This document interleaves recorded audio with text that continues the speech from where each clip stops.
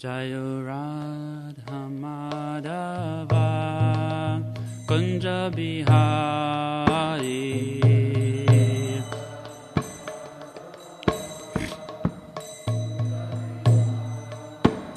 Jaya Radha Madhava Kunja Bihari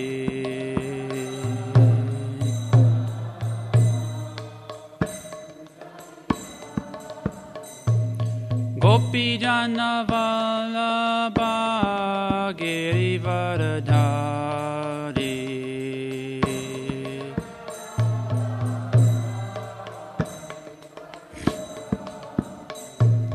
Gopi Jana Vallabha Girivardhari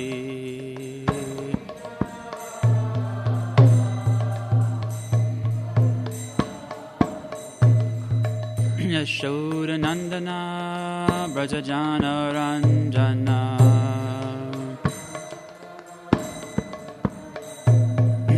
Yashoda Nandana Brajajana Ranjana Jamuna Tira Vanachari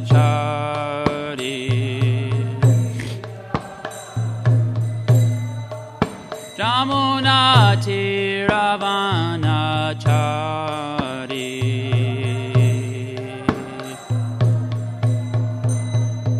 Jaya Radha Madhava Kunja Bihari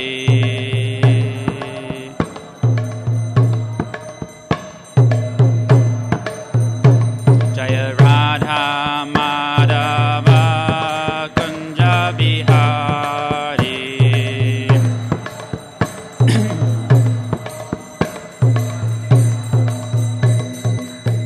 Jana Vallabha Girivardhari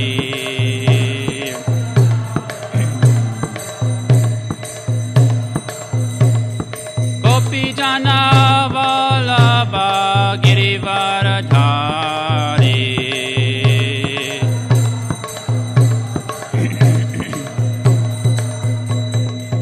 Yashoda Nandana Brajajana Ranjana Yashoda Nandana Brajajana Ranjana Jamuna Tira Vanachari Jamuna Tira Vanachari Hare Krishna Hare Krishna Krishna Krishna Hare Hare Hare Rama Hare Rama Rama Rama Hare Hare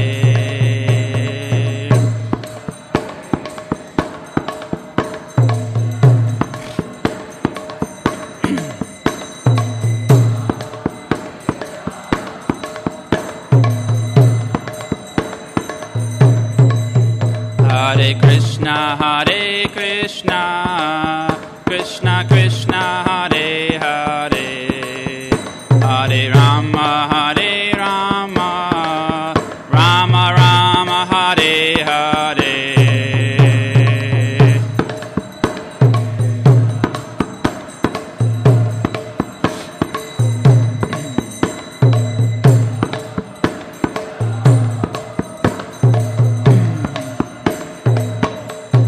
Hare Krishna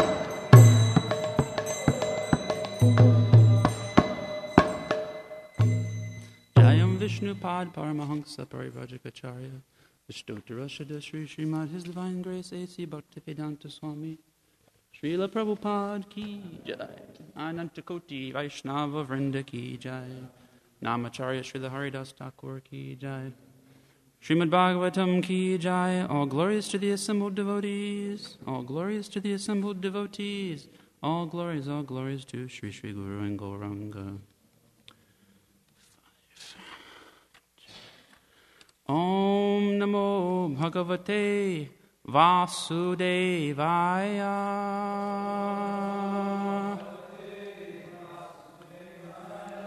Om Namo Bhagavate Vasudevaya.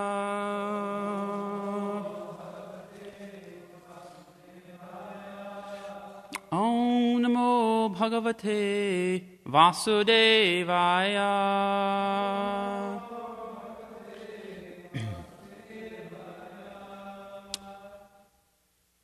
Continuing today with Srimad Bhagavatam, Canto 5, Chapter 5, Lord Rishabhadev's Teachings. Text number 2. Mahatsevam dwaram ahur vimuktes Tamo dwaram yoshatam sangi sangam Mahantaste samachita prashanta Vimanyava suhrida sadhavo ye Mahatsevam dwaram ahur vimuktes Tamo dwaram yoshatang sangi sangam Mahantaste samachita prashanta Vimanyava suhrida sadhavo ye.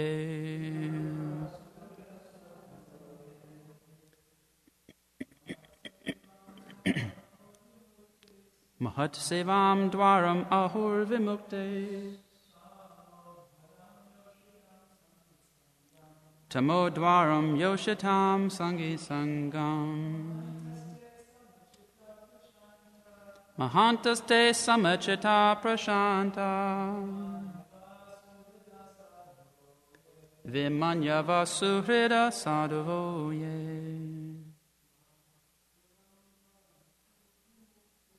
Mahat Sevam Dwaram Ahur Vimuktes. Tamodwaram Yoshitam Sangi Sangam.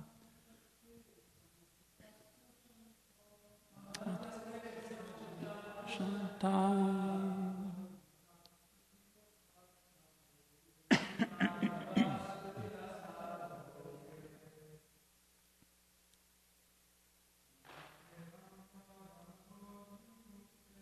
Mahat Sevam Dwaram Ahur Vimuktes.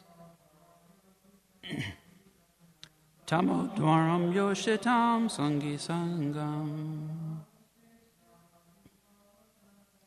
Mahantaste Samachita Prashanta.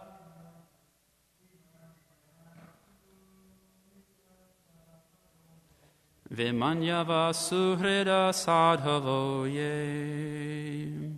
Mataji.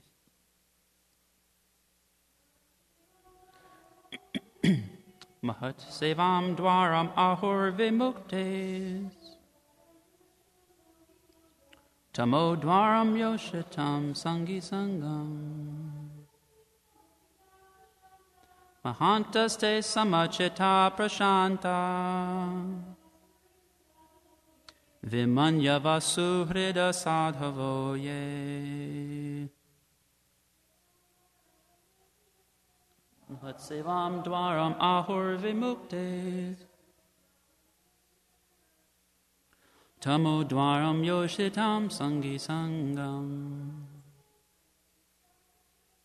Mahantaste Samachita Prashanta.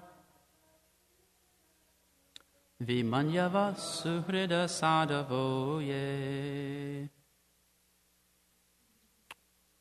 Mahat Sevam. Service to the spiritually advanced persons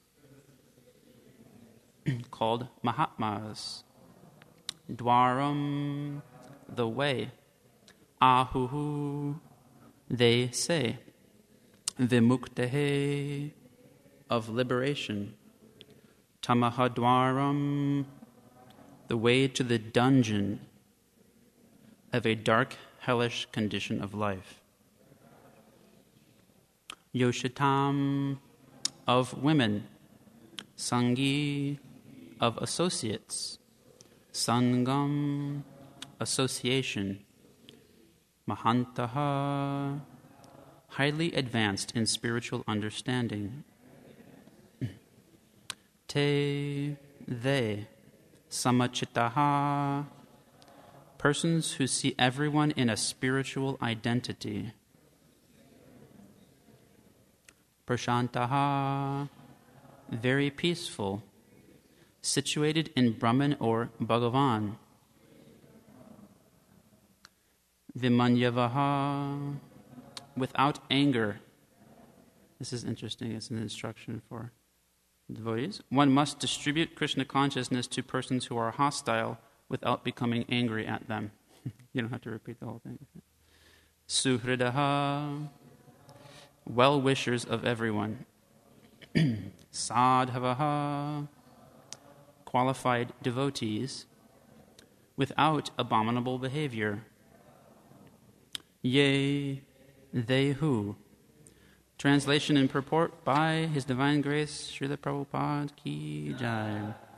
One can attain the path of liberation from material bondage only by rendering service to highly advanced spiritual personalities. These personalities are impersonalists and devotees.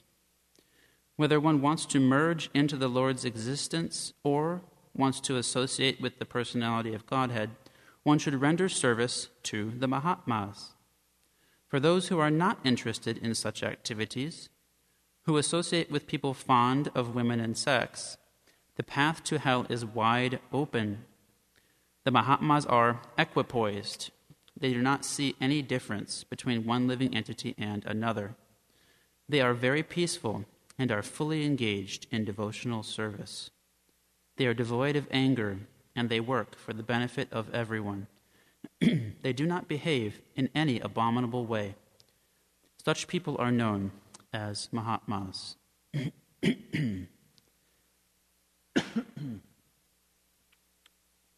Purport. The human body is like a junction.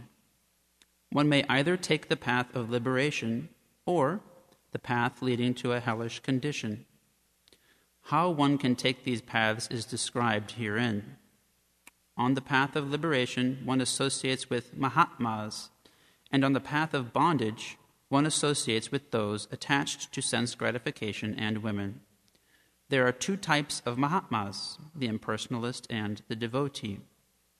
Although their ultimate goal is different, the process of emancipation is almost the same. Both want eternal happiness. One seeks happiness in impersonal Brahman, and the other seeks happiness in the association of the Supreme Personality of Godhead. As described in the first verse, Brahma Saukyam. Brahman means spiritual or eternal. Both the impersonalist and the devotee seek eternal, blissful life. In any case, it is advised that one become perfect. In the words of Chaitanya Charitamrita, Madhya Lila 2287, Asat Sangatyaga E Vaishnavachar, Stri Sangi Eka Asadu, Krishna Bhakta Ar. To remain unattached to the modes of material nature, one should avoid associating with those who are asat, materialistic. There are two kinds of materialists. One is attached to women and sense gratification, and the other is simply a non-devotee. On the positive side is association with Mahatmas, and on the negative side is the avoidance of non-devotees and women hunters. Srila Prabhupada ki jai. Om Jnana Timarandasya Jnananjana Shalakaya Chakshur Militam Yena Tasmai Shri Gurave Namaha Shri Chaitanya Manobhishtam Sthapitam Yena Bhutale Swayam Rupa Kada Mahyam Dadati Swapadantikam Vancha Kalpatarubhyascha Kripa Sindhubhya Evacha Patithanam Bhavanebhyo Vaishnavebhyo Namo Namaha Jaya Shri Krishna Chaitanya Prabhu Nityananda Shri Advaita Gadadhar Srivas Adi Gaura Bhakta Vrinda Hare Krishna Krishna Krishna Hare Hare Hare Rama Rama Rama Hare Hare Mukum Karoti Vachalam Pangum Lankayate Girim Yakripatamahang Vande Shri Gurun Dinataranam. Hare Krishna. So welcome to another wonderful lesson from Rishabdev. The powerful teachings so often quoted by Srila Prabhupada and very much beneficial for us to learn these particular verses because they are principles by which the simple understandings of spiritual life can be had. Yesterday's verse was the expression of the understanding that a human life is meant for something higher than what the animals can achieve. Eating, sleeping, mating, defending. Certainly those things are required for human beings also, but only to the extent that they provide one the facility to pursue his spiritual life. Jivasya tattva jigyasa is the instruction of the Srimad Bhagavatam, that you should only live for the purpose of inquiring into what is the reality. Who am I? And where do I want to go? So today's verse is how to get to the different destinations that a human being can pursue. Srila Prabhupada explains that the human body is like a junction. So there's the possibility to go up or to go down. And the personality of Godhead is not making that decision for us. He's providing the facilities for us to make the decision. The association of different personalities is specifically mentioned here, different classes of persons. Those who are devoted to the Lord and those who are not devoted to the Lord, with some further specification that we can discuss. So, something that came to mind just to open up the class. is that it's a little funny to put in the context of discussing Rishabdev's teachings, but in any case, the television show, The Simpsons, is something I used to watch very religiously, more than religiously. I had like an loving absorption in the television show. And in one episode, the children go to summer camp. So there's a unfortunate situation for them that arises. First of all, the parents just wanted to leave the kids at the summer camp. And then they all started partying after the kids went away for summer. So that's one point. It wasn't a very loving act in the first place. It was just more like get the kids out of the house somehow. And then the summer camp was run by a crook, basically. So it was like a swindle thing.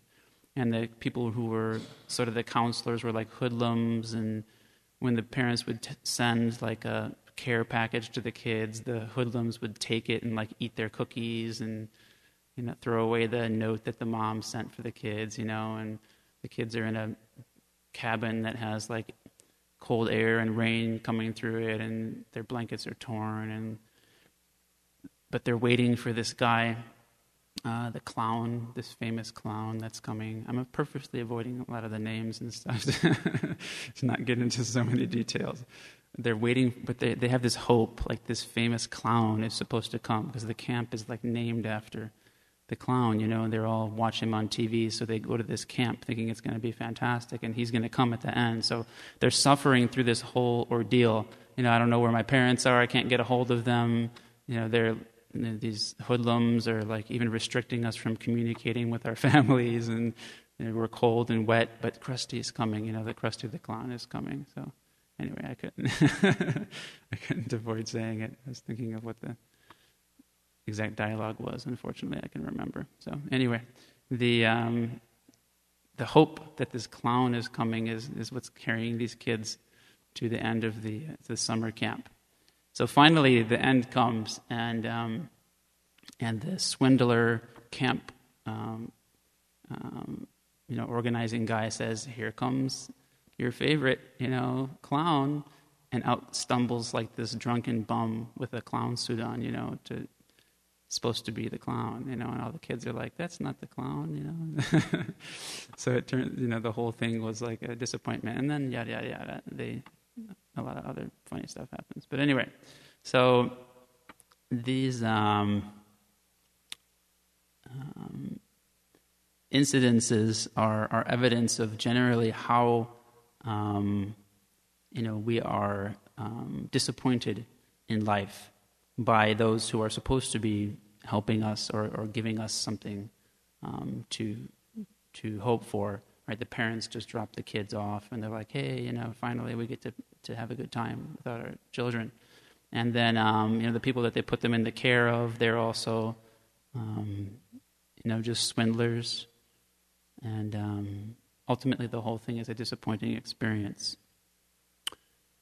On the other hand, there is the Supreme Personality of Godhead and how He chooses to take care of persons.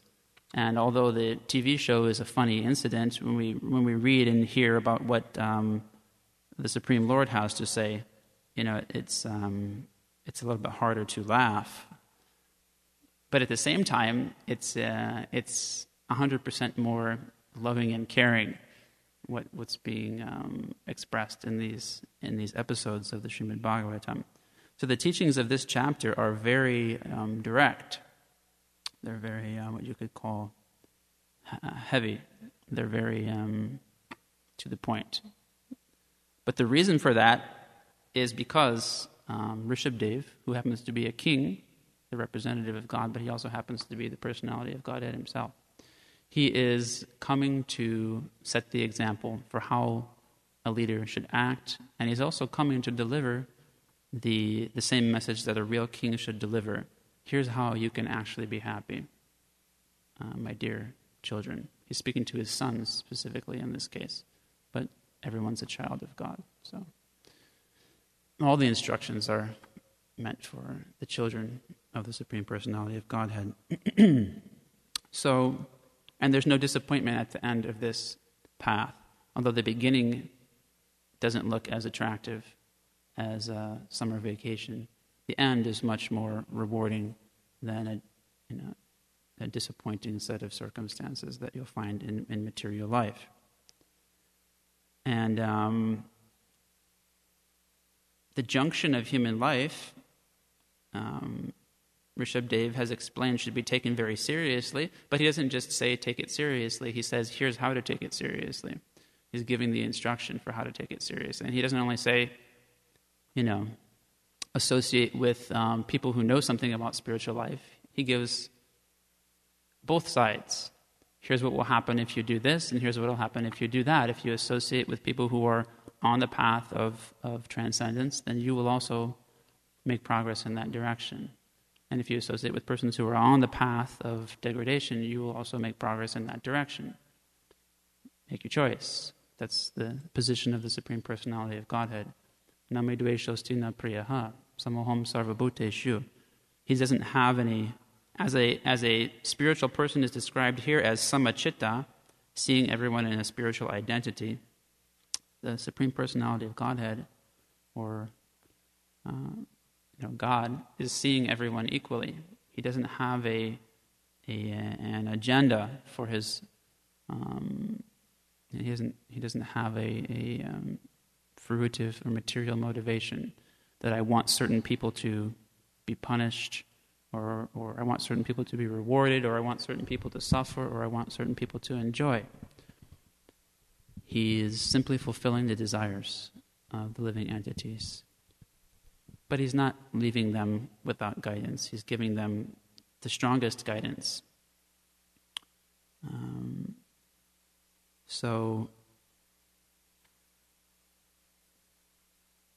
he's also not, you can say, sectarian.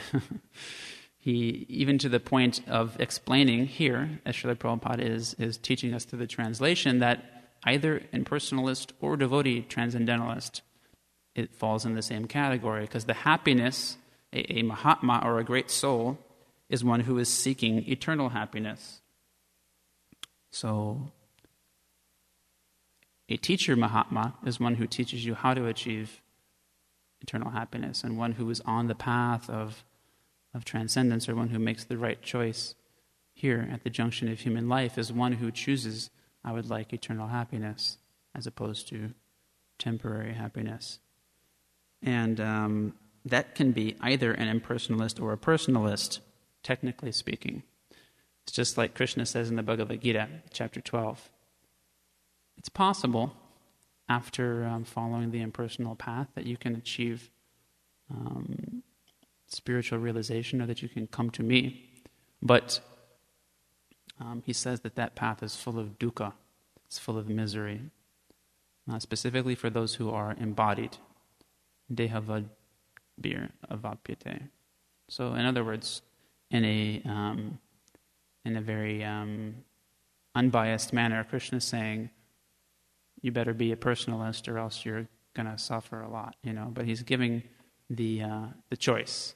He's not saying you must do this or else from me, but he is explaining if you choose the impersonal idea, then you're going to have to go through a lot of difficulty. And there's no guarantee of success.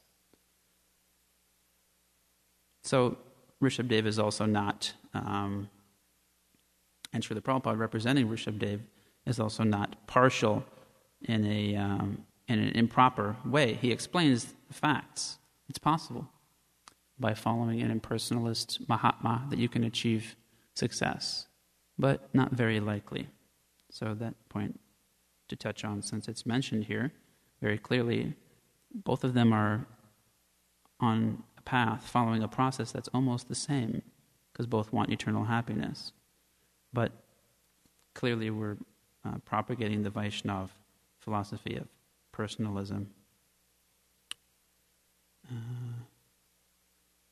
So, who is that person that one should associate with.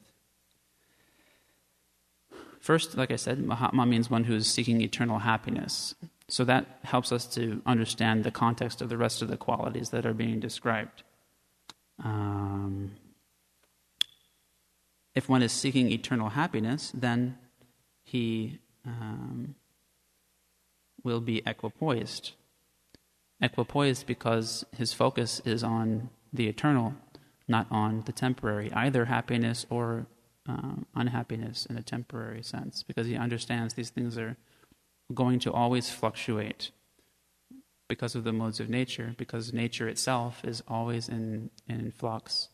And the things that happen around us, the things that happen to this body and the mind, because these are also material elements, they're going to have their hills and valleys. So he's not interested in either of those, not even the happiness part. He's only interested in what eternal happiness is. So he'll be equipoised. He doesn't see any difference between one living entity and another, because his happiness doesn't come from making an identification of others based on their body. For instance, in our, you can say society or whatever, in our modern context, not only modern, it's a timeless thing, but in our, especially modern context, Kali Yuga, the capacity for a person to feel compassion for living entities such as an animal is reduced for a very simple reason, that one wants to achieve happiness by exploiting that particular living entity. So therefore there are persons who, even you educate them, maybe in the principles of nonviolence or something like that, based on, being vegetarian or humane to their creatures and things like that. The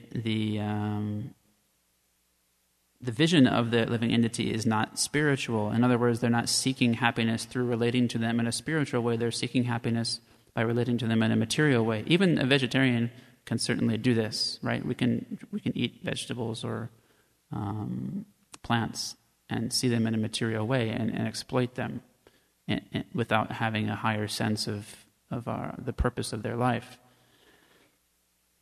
Therefore, we take prasadam, also not just the vegetarian food. So the Mahatma, because he's not looking for his happiness from another's existence, it doesn't mean that he doesn't eat anything, obviously. Eating, sleeping, mating, defending, these are all parts, can be all parts of a Mahatma's life also. But his vision is how to connect with this soul in a way that's related to the Supreme Personality of Godhead, or how to connect myself to Krishna, or how to connect that soul to Krishna. That's my happiness, because that's what Krishna wants. My happiness comes from what Krishna will be pleased by. So my goal is like that. So my vision will be also seeing other living entities in their spiritual identity, not seeing them based on how I can achieve a temporary sort of happiness through connecting my bodily situation with their bodily situation. So all of these qualities are very much connected. The person who is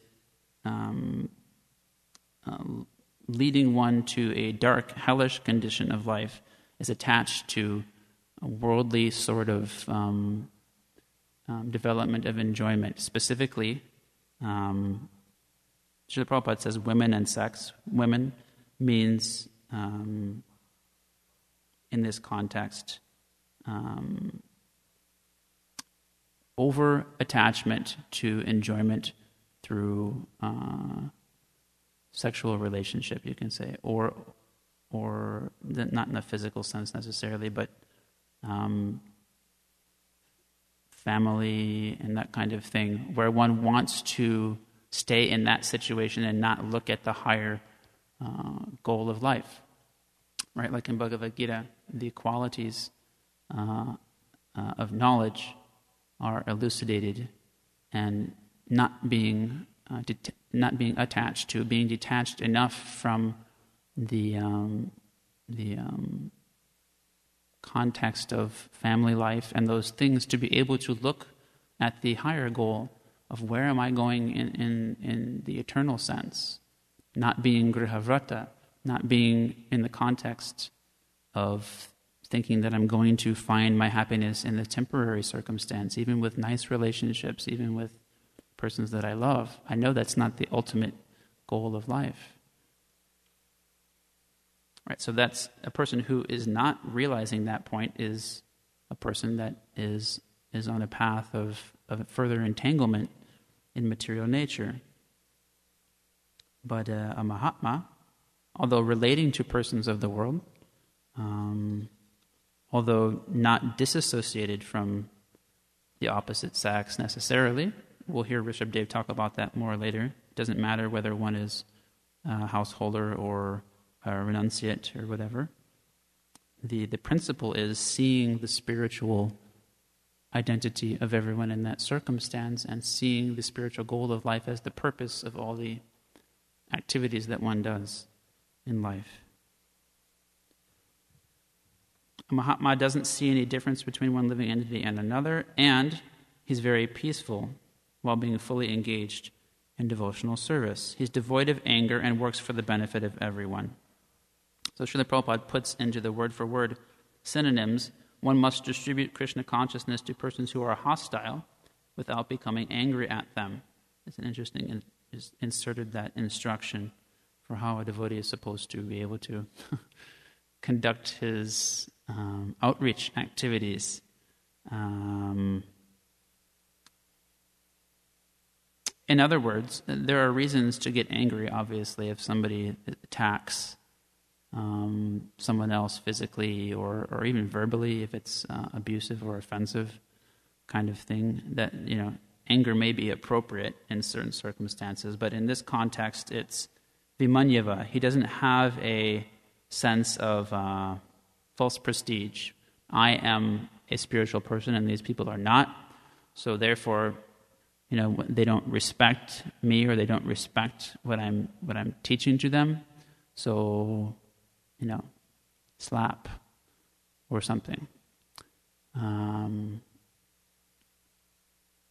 There's a couple of good reasons for that. One is it's an indication for us. These are instructions for us to take, right? It's not instructions for us to look and see, oh, is Srila Prabhupada getting angry or something like that, That's a little bit, dangerous thing to do unless you have a certain level of understanding to know when it's appropriate to become angry and when it's not. But for us, we can look and see when somebody, rejects me or rejects what I'm representing as a aspiring spiritualist, if I become upset by that, is it that I'm actually upset for a reason that person is going to benefit by, or that someone else is going to be protected by my anger, or is it because that I have an identity with the transaction that's happening, right? It's called fruitive mentality. If I go and I try to distribute a book, and the person says, "Who are you? Let me take a look at that. This guy's just talking about all, God this and God that. Just another religion. You're, rah, something. And you become disturbed. Two things will happen. One, you'll lose your capacity to interact with the person in a way that may turn the situation to their favor, to become attracted to Krishna consciousness. Second thing that may happen is that the person may be even testing you purposefully to see whether you are actually a spiritual person or not. Purposely testing or not purposely testing, it may be just the soul can understand this person is not actually, someone spiritual. They're just attached to another sectarian idea that they want to push on me. So Srila Prabhupada is giving this instruction for your own Krishna consciousness, and actually to be effective, purity is the force, is what Srila Prabhupada taught. You should be able to distribute Krishna consciousness to persons who are hostile without becoming angry at them.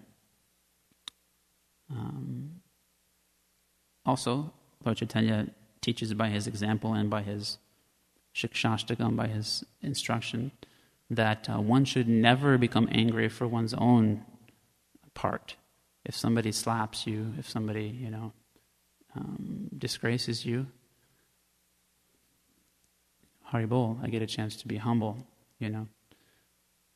On the other hand, when Lord Nityananda was assaulted by the drunken hooligans, Jagai and Madai, at that time, they became saintly devotees after that, so no criticism. But in the evidence that's being given through that pastime, Lord Chaitanya didn't choose to be silent and peaceful at that time. And Srila Prabhupada explains, when a devotee or the Lord are being attacked, verbally or physically, a devotee's duty is to become angry. This is actually the duty of a devotee. Why? It's a very simple thing to understand. One, somebody's being attacked, verbally or physically, who is a person who is dedicated to serving the Lord. So how can you not do anything about it? But a more subtle reason, two, one, for the devotee himself, if he doesn't become angry in that circumstance, it's like he is condoning the activity of the person, and he actually becomes contaminated by that allowance of that thing.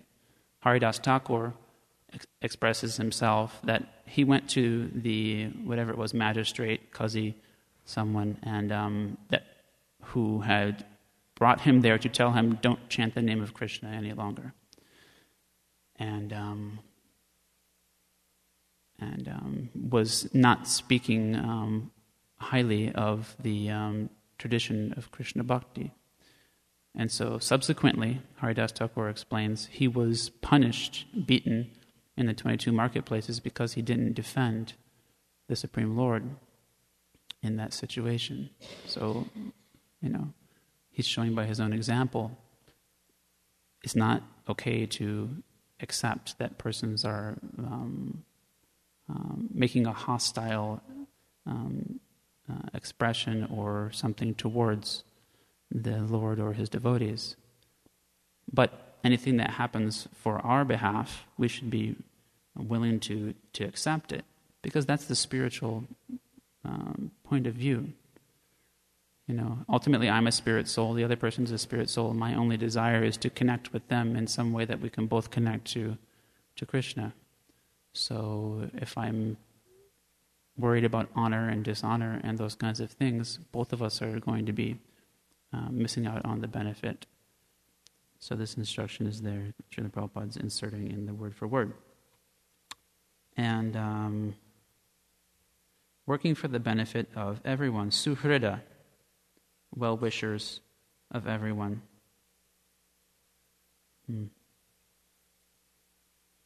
So the best suhrida is one who is trying to share a relationship with personality of Godhead with others, because that's the real benefit.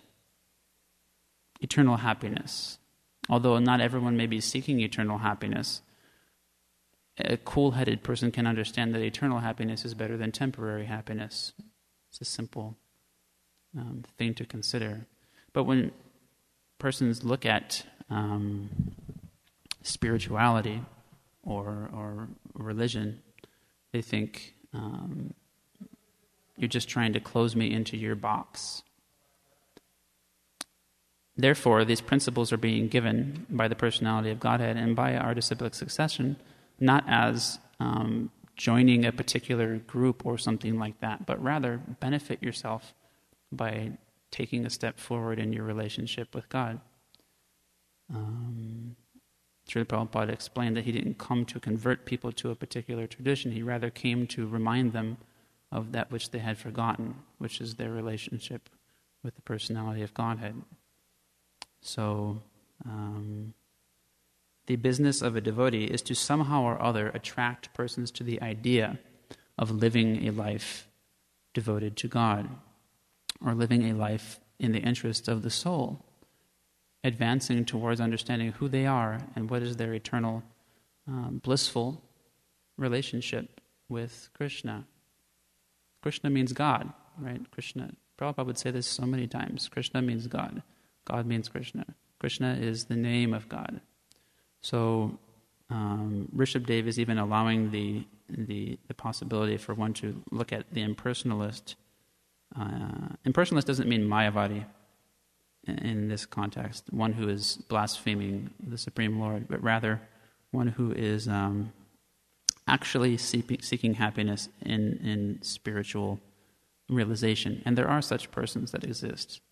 Not many, obviously. And it's not very easy to try to learn from them how to follow a path to achieve that. But the door is wide open if one can find such a personality who has these qualities, because that person is the gateway to liberation, wherever one may be able to find such a personality.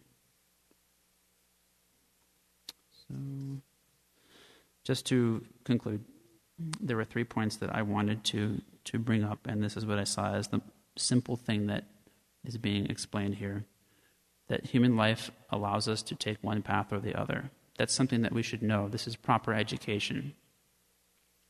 This is proper education. You are a human being. It's like when you open up a box with a new electronic thing. Here's how you turn on the device. If you want to turn it off, here's how you do it. So, human being. If you want to head towards suffering, here's the option. If you want to head towards happiness, here's the option. Simple, but profound for our modern context, at least. And then, what is a Mahatma? If you actually are thinking that I'm going to go for the higher road in life, what does it mean? It means that you're seeking eternal happiness. It means that you're tired of the idea of just getting another paltry thing in this world that's going to disappoint you after some time. That's who a Mahatma is, broad-minded person, as opposed to still having the confidence that this world is going to provide me with fulfillment on its own. And then finally, who is that personality with whom you can associate to get either destination? So it's a very nice, simple roadmap being provided.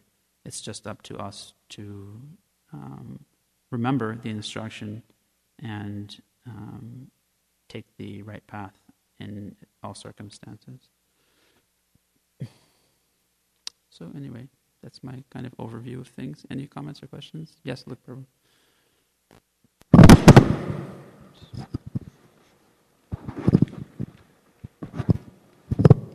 Hare Krishna, Prabhu.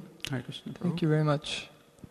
You're mentioning that it is the responsibility of a devotee to react, basically not to tolerate, let's say, the blasphemy of devotees or the Lord. So I was wondering, sometimes in the association of devotees, we may perceive that other individuals are having something of a blasphemous disposition towards others. Yeah. Even sometimes towards Krishna, maybe, So then, what is the proper protocol? Etiquette? Well, if we're talking about amongst persons who are trying to practice spiritual life, we can say devotees means like people in this institution, or we can just talk about anyone who has some kind of religious or spiritual disposition. We have to be very careful not to make quick judgments about those kinds of situations for our own spiritual life. Because even persons who are not like a part of this institution or something, for example, they can still be, somewhere on the trajectory, and to criticize them or to do something to harm them. I mean, any living entity, right? But particularly those who are trying to be devoted to God.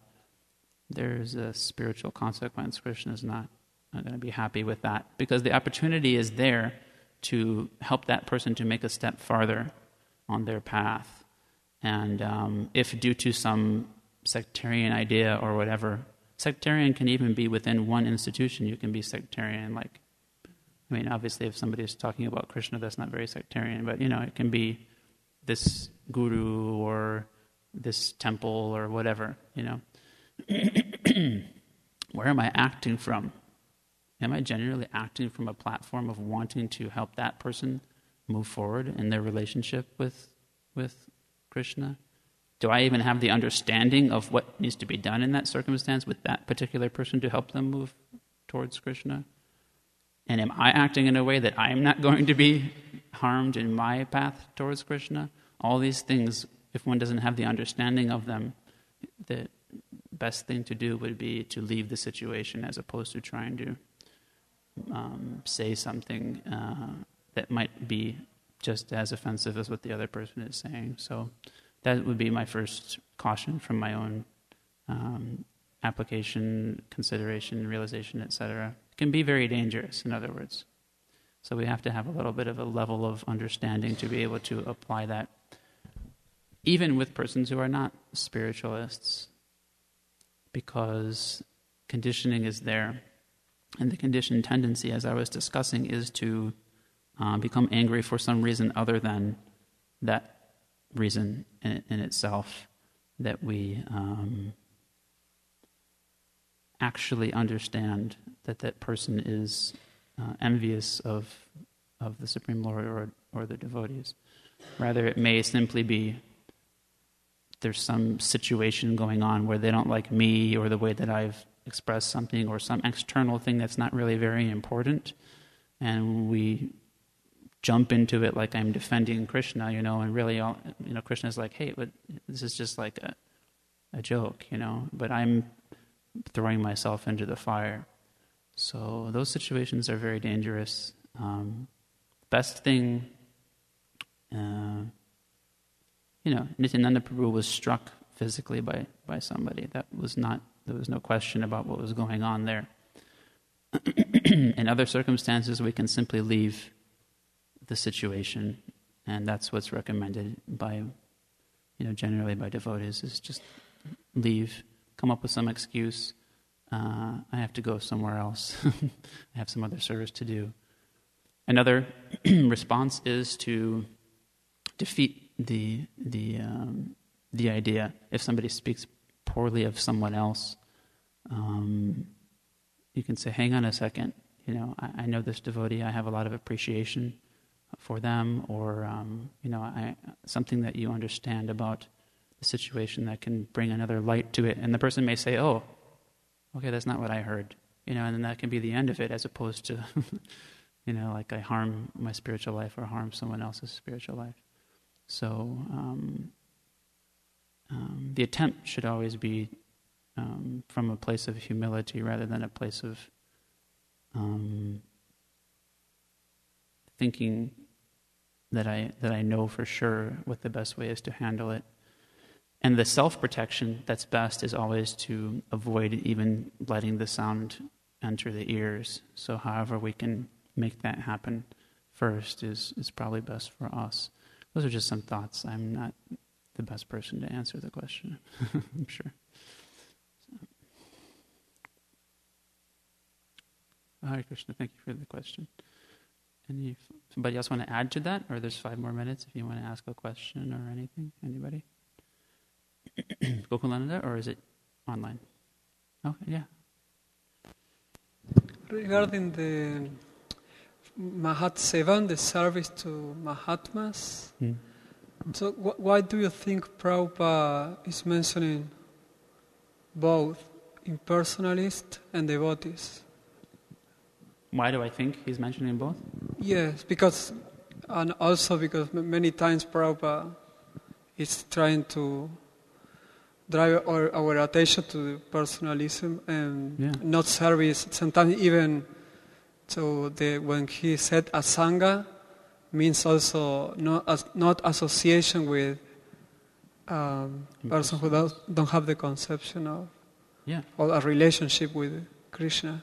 Yeah. So in that context, it means that you may be able to do advancement by serving even an impersonalist. Yep, that's true. I tried to touch on that. I can just share what my appreciation is. I'm not going to say this is why Srila Prabhupada is saying that, just for my own humility. I don't know all the reasons, obviously, why Srila Prabhupada is saying that, but from his purport, I can say that he makes the statement that the phrase that Rishabdev himself used in the previous verse was Brahma Saukyam. He didn't say Bhakti Saukyam or, that kind of direct reference to a personalist understanding of things. So in representing Rishabdev, Srila Prabhupada is giving that leniency, that this is undefined in this circumstance. It could be either one, as long as it's spiritual, Brahma, so eternal happiness. And either one of those is looking for eternal happiness, so either one can lead one on the path to advancement. And other places, Srila Prabhupada, like I was mentioning in 12th chapter of Bhagavad Gita, Srila Prabhupada does talk about, not just Srila Prabhupada, he's repeating Krishna's words, that it's possible for one to look to the impersonal realization through spiritual life. But what's the possibility, first of all, of achieving that? Not very high. What's the difficulty of getting there? Very great. And even when one does get there, what is it that is higher than that is the personal realization. So while that possibility exists, it's not something that will be very fruitful to pursue. So my appreciation was just that because of that's what he stated in the purport, Srila Prabhupada is simply referring in this case to the Brahma, just meaning spiritual, and there's different levels of what spiritual can mean. So he's leaving that door open. We could also say that the qualities that are being described here of a Mahatma apply to persons who have impersonal realization. So you have to give that as the reality. You talk about persons that fall into the categories of like the Kumaras or Shukadev Goswami or something before they, took to devotional service, they would still fall in this category. So you can't leave them out of the definition of a Mahatma. They are still Mahatmas, although they didn't display initially a personalist viewpoint. I don't know. Those are just some thoughts. I don't know if there's more that Srila Prabhupada would be insinuating by that. But here it's clear that he's making a distinction between sat and asat. So using that terminology, you also have to allow for sat, meaning impersonal, because it is a feature of the eternal Supreme. So, any clarification? If I didn't speak clear enough for you, no, particularly. It was very clear. Just could say that you just plain clear, but the Maya, of course, Prabhupada doesn't refer to the Mayavadis. That's what my understanding is. Yeah. Because that's not real impersonal realization. It's just like negation of things. Okay, well, the class is over. I don't want to delay the Harinam, so unless somebody really wants me to say something else, I'll stop. No? Okay. All right, thank you so much. Srila Prabhupada ki jai. Srimad Bhagavatam ki jai. Ki jai.